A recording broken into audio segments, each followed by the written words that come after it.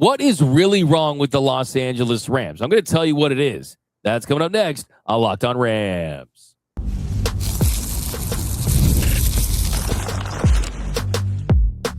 You are Locked On Rams, your daily Los Angeles Rams podcast. Part of the Locked On Podcast Network, your team every day.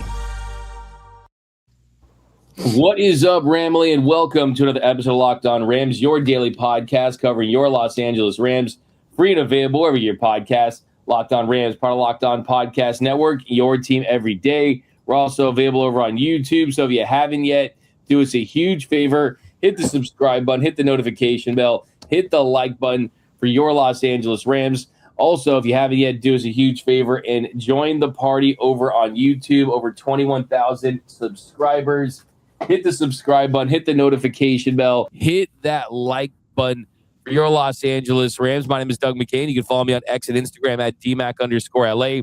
I've covered LA sports for over a decade, 24/7 sports, Bleach Report, SI, Dodgers Nation.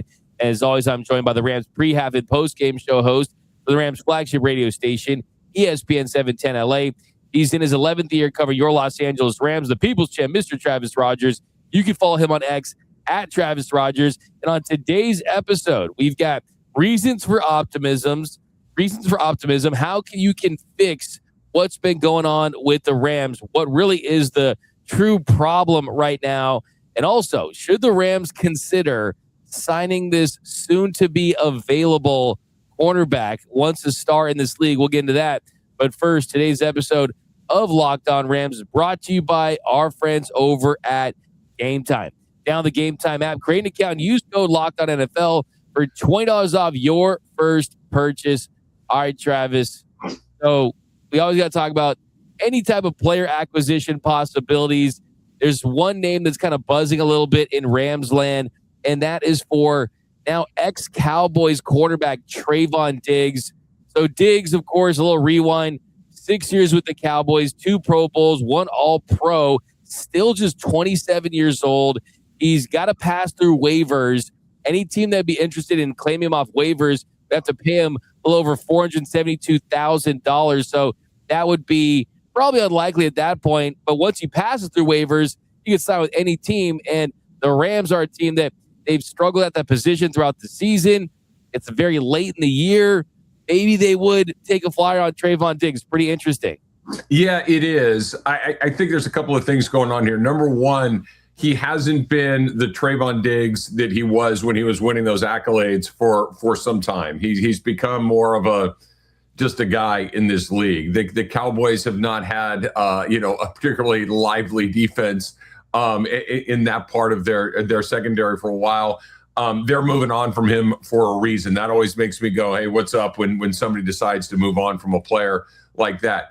The other part, though, Doug, is it's got to at least be worthy of a conversation, right? That somebody somewhere, you sit down and say, hey, let's talk about this for 10 minutes, because when you look at the Rams and when you look at where they are most vulnerable, that's the spot they're most vulnerable. That's the spot that they need the most help. I don't know if he could show up in week 18 and make any sort of impact at all, where he's coming from one system into a totally different one. I think that if this were, if the Rams had any sort of solidarity back there, this would be something you'd move on from very quickly and just say it's not for us. But because they've been thin back there, because they're still looking, we saw them try McCreary. Akilla Witherspoon is back. We've seen Darius Williams active, inactive. We've seen, Darian Kendrick come back to this team. Like so many of these different guys, none of them have really seized the moment and kind of held down one of those positions in any meaningful way. So it's worthy of a conversation. I don't think they're going to do it because of where we are in the season. This happened, let's say for, a month and a half, 2 months ago. It's a little different. You have some time to get him up to speed. I just don't know what he could do for you at this point in the year, with just no time to get you ready at all. It's not like bringing Eric Weddle in a million years ago, where at least he knew where he was supposed to be and what he was being asked to do. This would be starting from scratch.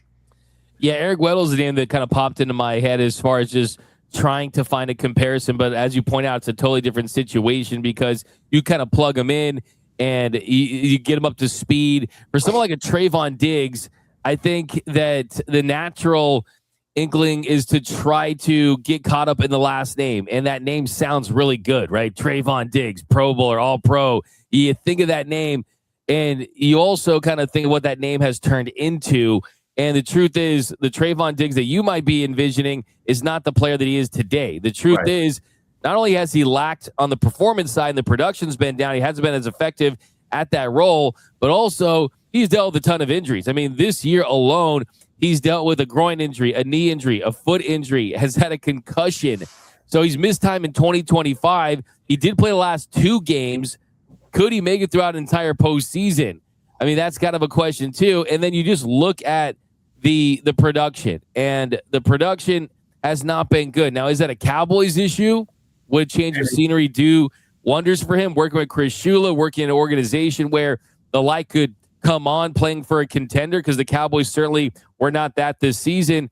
It's possible, but if you look at how he's performed this year, is allowing a 157.2 passer rating when he's been targeted and 15.9 yards per completion. He's given up 4 touchdowns in 8 games. So he just has not been good. The con, though, is what you said. The con is what you said, as far as it's late in the year. It'd be a lot to ask him. It could disrupt the chemistry. I mean, it could disrupt a lot of things. But the major pro would be, if he passed through waivers, which is likely, he would be signed onto a very inexpensive contract that wouldn't affect you in any way. Yeah, I don't think this is an economic decision when it comes down to it. I think this is a decision on whether or not you think you're any better with him, right? And are you any better with him in an incredibly short window? If this were the beginning of November, it's a totally different conversation. But this is, what are we talking about here? It's Wednesday and you're playing on Sunday. The season ends, the regular season at least ends on Sunday. You don't know when you're going to play again. You could be playing again as soon as Saturday. We'll see how the games shake out. I just don't know if you can get him up to speed in any meaningful way. I don't know, I think the only reason you kind of think about it is that that's where the soft spot of your team is. Is he any worse than some of the guys you have out there, even on zero prep? I don't know. That would be where you defer to McVay, you defer to Shula and say, if you guys think we're a little better, maybe you try it. But if this is just we just don't have time to get him ready, I think it's more of an interesting idea than something you'd act on. Yeah, I think it's too big of a risk. At this point in the season, I mean, the secondary certainly is not one of the strengths of this team, but no. I think when you look at the defense right now, are they the biggest problem? I mean, I think the run defense and not getting pressure is probably, I would rank higher than the secondary right now, even though the secondary against really formidable receivers could come back to haunt them. But yeah, I think it's too late. And I think that for Trayvon Diggs, if you told me the Rams were getting him, I'd be like, oh, cool. Like if this is 2021, you pair him with Ramsey, let's go. But right now, the answer is no. But as far as this team, we're going to kind of look at what are the big reasons why they're in this funk that they're in. And just on a really kind of zooming out level, when you look at these last couple of losses, when you look at the way they performed recently, does this Rams team lack an ability to close games? I think that's something that we have seen this year, where it's not like the Rams. I mean, the Falcons, look, they're down 21-0. It's commendable that you make your way back into that one, but still you're able to come back and now and tie the game at 24, but you couldn't get a stop at the end of the game to give the Rams a chance to take that lead and win it and even force overtime. And that comes after you lose to the Seahawks. And of course, we talked about that one ad nauseum. You're up 16 points in the fourth quarter. And then against the Panthers and the 49ers, you couldn't finish in the fourth quarter. The Rams are 0-4 in one-score games on the road and have lost 3 of their last 4 road games. I mean, it is a problem where you're just not finishing the job. Yeah, I think it's hard for me to kind of, separate the two things of what we've seen very recently, Carolina, Seattle, Atlanta, versus what we saw over the course of the entire season. Now, I guess what's happened more recently is more indicative of where they are right now. The last couple of losses were just so shocking in the opponent, and B, how as far as Seattle goes, that I think there's a little bit of disorientation and just this kind of discombobulation as far as, is this team any good? I think they're good. I think they had a very bad couple of weeks. I think that their pass rush, their run defense, like you mentioned, has gotten slightly softer in the last couple of weeks, and that's changed the way that the defense has gone. But You go back to the first part of the season, the middle part of the season, and I think we were both really pleased where the defense was, with their ability to finish games. That we both said this before, that, for a million years, it was always, let my offense have the ball in the field at the end and we'll close it. And earlier this year, it was, we were good if the Rams defense was on the field. They were going to shut it down. They were going to make a play to kind of end the game. And I'm hopeful that they get back to that. Obviously we're running very, very short on time, but I don't think they forgot how to play in the last month. I just don't think they're playing their best ball right now. Yeah, you just can't make those losing mistakes. And that's the problem. They've been making those losing mistakes late in games. And I think my hope is that with the stakes high and the lights bright, this Rams team, I think, prefers that atmosphere. I mean, we saw against the Bucs Sunday Night Football. We've seen so many times throughout the season when it's time to play their best against really good teams, then they're all in for 4 quarters. And I think that with the special teams improvement, which I'm hoping we'll see continue. I know it's just one game. We'll talk about Ben Kotwika and the difference there. I'm hoping they put it all together. But coming up next, what else is wrong with the Rams? How can they fix it? And reasons for optimism. That's coming up next on Locked On Rams. NFL season is going strong, right? And there's nothing like being at the game. The crowd noise, the energy, cheering alongside other fans. Watching at home, it's great, right? But being in the stadium, that's just a different thing altogether, right? The frustrating part, though, has always been getting tickets, waiting in queues, dealing with logins, and watching prices change right as you go to checkout, right? That's why the Gametime app gives the advantage back to fans.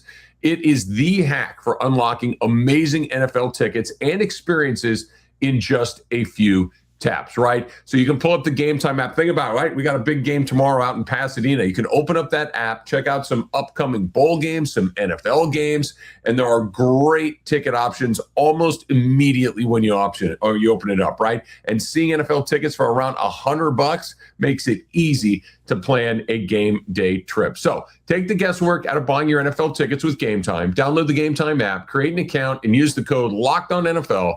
That's LOCKEDON NFL for $20 off your first purchase. Terms apply. Again, create that account, redeem the code LOCKEDONNFL for $20 off. Download the Gametime app today and get back to being there live. And welcome back to Locked On Rams. Thank you for making Locked On Rams your first listen every single weekday. Free and available wherever your podcast. Locked On Rams, part of Locked On Podcast Network, your team every day. And also a reminder for the everydayers, now there is an official Everydayers Club. It's incredible. You have access to an ad-free audio feed for the Locked On Rams. It's compatible with Apple Podcasts, Spotify, and every other podcast app. And you get an invite to the members-only Locked On Everyday Club Discord server, which includes a group chat just for listeners of the show. Also, I'll be in there. Travis might even pop in occasionally. Who knows? Who knows? It's limitless there in the end. No promises, but that's definitely a lot of incredible benefits. The ads are gone. You get a community to talk Rams football 24/7, 365. There's going to be new exciting stuff that we're adding to. So definitely check out the Everydayers Club. Help support the channel. And also, yeah, it's a great place to just further your dedication to the Los Angeles Rams. All right, Travis, by the way, you mentioned the Rose Bowl. Am I crazy? Does it say Indiana in that end zone? So it is so bizarre. So real quick as an aside, I had a run of about 40 years where I'd gone to the Rose Bowl about 38 times in 40 years, right? I'd only missed a couple for a couple of different reasons, but we went every year. My grandfather went every year. My dad went every year. This was kind of the one team none of us had ever seen was Indiana. And it was just, and seeing it out there in the end zone, like you mentioned, it is bizarre. I've seen Alabama in the Rose Bowl before, believe it or not. That's actually kind of been quasi-normal over the last 15 years or so, the BCS and everything else. But Indy, Blank, and Anna, it's crazy. I'm kind of rooting for them. I'm not going to lie. So I'm not crazy, right? It literally has the letters INDIANA. I saw an aerial shot, and I was like, where are we? Well, it's going to rain all day, so it's going to wash it all off. So it's not going to be there very long. So enjoy it while you can. The rain at the Rose Bowl. That should be exciting. USC lost yesterday, man. I saw TCU. I know. I know. Got to tackle, man. Come on. Hey, those were some bad calls against USC. And by the way, those refs were bad. They should have given them better calls. Those were pass interference calls. Bad job, refs. Gives SC those calls, man. But when's UCLA's bowl game? Today or getting ready for Coach Chesney. They're getting all warmed up, getting ready to go. Oh God, love that guy. But here in our second segment, what else is going on with the Rams? And here's another thing that we need to discuss. That's something that we've praised all season long, Travis, and it's been a big improvement this year. And it was the run defense and the ability to stop explosive runs. The addition of Poona Ford, better tackling, Nate Landman. The additions have proven to be successful for them. But now we started to see that kind of rear its ugly head once again. We saw in the Seahawks loss, Kenneth Walker, that 55-yard run. And then on Monday night, Bijan Robinson, a 93-yard run. And it really is a major game changer because the Rams come back and they make a game out of that one. That turns that game from a 14-0 deficit to a 3-score game. And you look at the third-level defenders, missing tackles and tackling in space. It's been an issue. It's started to really impact this team. When you combine that with the fact that they haven't been able to get consistent pressure, then you're starting to see some serious holes on this defense for multiple games in a row. And then you kind of look at the what they have in front of them. You're going to see Saquon Barkley potentially.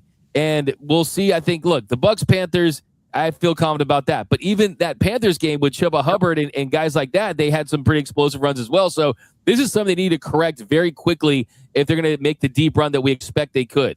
I think it's funny because we had this conversation, a month or so ago, Doug. I think we're not only feeling pretty good about their run defense, I think we're feeling great about their run defense. Like you think about all the great. If there's a good running back in this league, the Rams played him this year. They played CMC twice. They played Saquon Barkley, Jonathan Taylor, Alvin Kamara, Derrick Henry. Right, that's 6 guys that I just named right there. None of them had big games against the Rams. They did an incredibly good job against those guys. But again, kind of going back to the recency bias that we were talking about, you look at what Hubbard did. You look at what Rico Dowdle did against the Rams. And all of a sudden it's like, okay, was that just a one-off? Kenneth Walker hits a big play against them on Thursday night, which kind of changed that game in a real well. And now Robinson may be the best back in the game. He might be. But they've done such a good job against all of those other guys that I expected him to do at least a reasonably good job against Robinson. The difference was he hit him for a big one, and he just kind of chipped away at him along the way. 5 yards here, 8 yards there, 3 yards. Like they were never able to kind of stuff him in any meaningful way. So it certainly looks like it changed, but they clearly have the personnel. They have the ability to stop the run because they faced the best guys in the league all season long. And until very recently, they made McCaffrey quiet twice. That's really, really hard to do. And, like I mentioned, Jonathan Taylor and Barkley, none of those guys had huge games against the Rams until recently. And obviously Robinson was the high water mark. Exactly. I mean, I think you look at that performance, and that's kind of been the reason why we felt good about that is the names they've gone against, because these are names that strike fear into you, and those kind of running backs have really hurt the Rams in recent years, but the production has just dropped off. And Quentin Lake, that's another way you miss him, because Quentin Lake, when you play him as a slot defender, the angles that he takes, the way that he gets to the football, he can limit those big plays, and I think you're seeing he's very sorely missed. So they definitely need to find a way to improve from that aspect, because that can be a major difference. I mean, late in games, explosive touchdowns, continuing drives, getting guys in third and short, third and favorable situations. So it's a massive, massive issue that the Rams need to correct. And kind of talking about the cornerback situation as well, going back to that, it's interesting when you talk about the cornerback play and you look at, okay, well, Kirk Cousins had 126 yards, right? All right, that's not too bad. But it's the fact that they're not having tight coverage when you need them to. They're not making plays to get the defense off the field. Another thing too, Travis, is the fact that they're rotating cornerbacks the way they are. Akella was inactive. Darius Williams not active. It leads me to believe that they're looking around like, hey, man, like we're looking for answers. It might be a personnel thing. They don't have the answers. You could, like you just said it, Doug, that the way that they're cycling these guys through means that they don't think, okay, here are our 4 or 5 best guys. They're constantly shuffling the deck, trying to find their best guys. I want to go back to something you said just a few seconds ago, and I think you're spot on. a big reason of this is the opponent has been in really good down and distance against them for the last couple of weeks. Like they're not putting the opponent in a bunch of, 3rd and 6s or more. There's a lot of 3rd and 2s, 3rd and 3s. The NFL, you're going to convert those, just as often as you're not, but you get guys in bad down and distance. And this is what they were able to do against the Seahawks on Thursday night, right up until they weren't. They had the Seahawks in very favorable down and distance most of the night, had a lid on that thing. And then all of a sudden, I don't know if it was a schematic change that they made to try to just burn clock or just make sure that, they weren't giving up some huge plays. But all of a sudden, they were just able to kind of chunk and move down the field. They never had a bunch of tough third downs to get through it. The 1 or 2 they might have had, they were able to do. But when they're at their best, they're looking 3rd 7, 3rd 8, 3rd 9 constantly, and that's really hard to convert against anybody, and especially a team that can get after the quarterback like the Rams can. And also, too, to add to that, when you look at the situations that they're in and you're looking for these guys to make plays, you look at a guy like Kirk Cousins. Can you make him make difficult throws? And the answer was no. And I kind of was just thinking, like, how many passes did they deflect? And went back and watched the game. If you go to that first drive when Emmanuel Forbes deflects that pass, that was the only pass they deflected for the entire game. Crazy. Against Kirk Cousins. And yeah, it's those kind of issues. And like you said, I mean, they're looking for answers. And I mean, it kind of makes us go back to that first segment. Hey man, are we talking ourselves into Trayvon Diggs? Well, maybe, look, we're about 20 minutes into today's pod and neither one of us had done it. So allow me to do the honors. It's a little bit like the Dodger bullpen. You just got to keep throwing things at it until you find somebody that kind of sets a pitch well on any given day. I don't know. Is it going to be Henriquez today? Is it going to be Will Klein? Is it going to be Noah Davis? Like you're just throwing things at it, hoping that somebody shows up. I think that's kind of where the Rams are in their secondary. When Roki Sasaki has a pick 6 against Jalen Hurts in the division round, that's going to be as good as his performance in Game 4 of the NLDS against the Phillies. He's going to be the Phillies, Philadelphia villain for the rest of his life when Roki gets that pick 6. I can't wait to see it. I got goosebumps just thinking about it, Travis. But coming up next, more issues with the Rams and also something to make us feel very optimistic that I know Mr. Travis Rogers will be very happy about. All right. That's coming up next on Locked On Rams. And we are off and running here at Locked On Rams. Thank you for making Locked On Rams your first listen every single weekday. Free and available wherever you get your podcast. Locked On Rams, part of Locked On Podcast Network. Your teams every day. All right, Travis. I don't know what to call you. Maybe a special teams snob. I don't know. Okay. Like a special teams guru, special teams expert. But no one pays more attention to special teams execution play than you. And I know it's disgusted you to see the kicking game, all the block kicks, even the performance on the punt team, the kick return, just the entire special teams operation under Chase Blackburn was inadequate all season long. Ben Kotwika, in his first game, you saw a very big difference. I mean, the change was noticeable because you saw the Jared Verse block, and then he runs that back, but also it was, instead of giving up the 35-yard line on kickoffs, only one of the Ethan Evans kickoffs reached the end zone. So, I mean, it was the last one, but still, I mean, the Falcons had an average starting position of 28.2 on the kickoffs, and you just saw just a better continuity throughout that unit all game long. Well, it's such a cliche, but like most cliches, they're cliches because they're true, right? And we talk so much about, is the quarterback good enough? Are the wide receivers good enough? Is the offensive line going to hold up? Are guys going to be able to rush the passer? Are guys going to be able to hold up in coverage and all these? And that obviously matters a great deal. But the third phase of the game is so frequently where you win or lose. And look, the Rams, I know it's been weird the last couple of weeks. They went from the team that everybody's talking about to the team that feels like they're cold at the worst time, but they're 11-5. And 11-5 is a really good record. And of those 5 losses, I think you can put 4 of them, three for sure, maybe a 4th, and maybe they got back into that 5th game because of a special teams play. They lost in Philly because of special teams. They lost against San Francisco because of special teams. They lost in Seattle because of special teams. They nearly pulled a rabbit out of their hat against Atlanta because they finally made a special teams play. It matters so much. and that they let that thing rot and fester for as long as they did still doesn't make any sense to me. Chase Blackburn must be the greatest guy in the world because they didn't want to fire him because he needed to be shown the door. And I don't know the guy. I'm sure he's a nice guy, but the job wasn't getting done. It was very clearly the thing that was holding them back, and that they waited so long. And then the week after they make a change, they make their biggest positive impact on special teams. Maybe it's a coincidence. Maybe it's not. Maybe this should have been done months ago, and we wouldn't be having this conversation.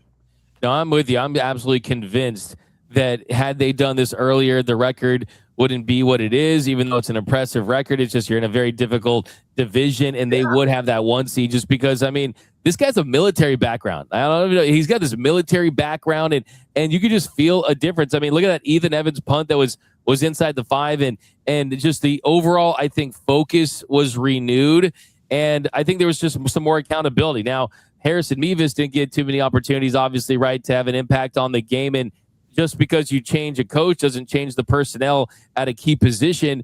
But I'm very encouraged by what we saw just from an effort and execution standpoint every single time that they were called upon. So, look, it's frustrating for sure because we know that this team, they should be in a better position if it weren't for bad special teams play and some bad luck throughout the years and things throughout this year and things like that. But I think that they waited to the very end, but at least you did it. I mean, if it was Chase Blackburn, it really might have been their downfall in the playoffs. And I do think that there's a small chance that this is corrected. Well, they had to do it, right? And I think we're both in agreement that it shouldn't have happened sooner, but there was no way that they could have continued to go into the playoffs with that being such a glaring issue and not address it. And like, Sean McVay is a great coach, and I think one of Sean McVay's great strengths is his ability to identify other really good coaches. You look around the league, you see his coaching tree. Guys are doing really well across the league. You know, he's not even 40, and he's got never mind a coaching tree. He's got a coaching forest out there. But for whatever reason, this was a blind spot. There's no way, because they lost a playoff game because of having a kick blocked, because somebody missing a kick, because you've blown an assignment or whatever it might have been.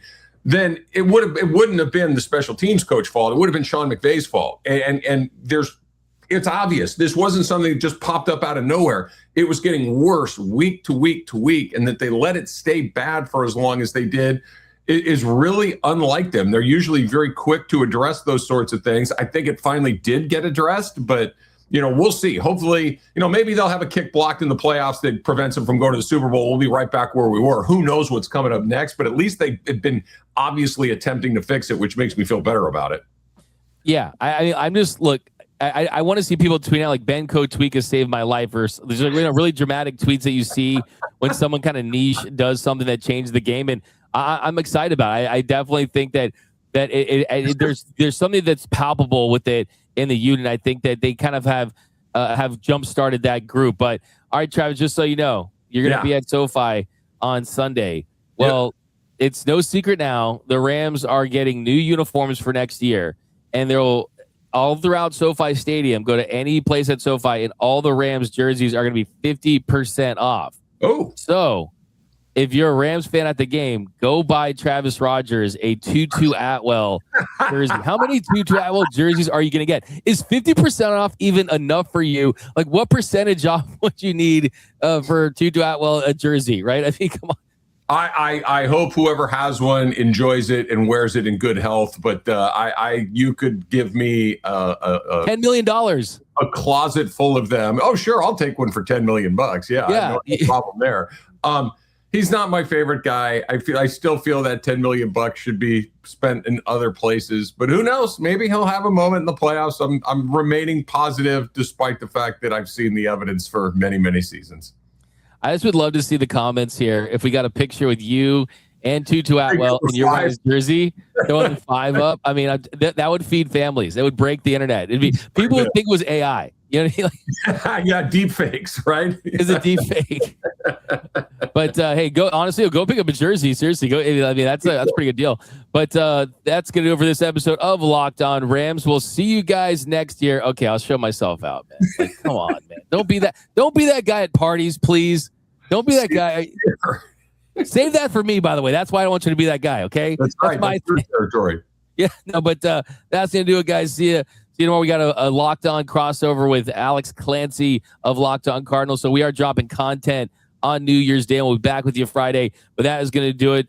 Follow Travis Rogers at Travis Rogers, myself at DMAC_LA. And until next time, whose house? It's Locked On Rams house.